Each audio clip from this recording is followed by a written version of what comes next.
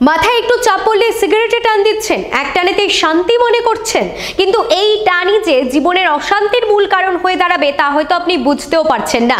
সিগারেটে nicotine থাকে যা মস্তিষ্কে প্রভাব ফেলে, ফলে একজন মানুষ সিগারেটে যখন খান তখন মস্তিষ্কে ডোপামিন নামক রাসায়নিক নির্গত হয়। এই রাসায়নিকটি সুখ এবং শান্তির অনুভূতি দেয়, ফলে যিনি সিগারেট খাচ্ছেন তিনি কিছু সময়ের জন্য ভালো অনুভব করেন। নিকোটিন ধীরে ধীরে মস্তিষ্কে একটি আসক্তি তৈরি করে।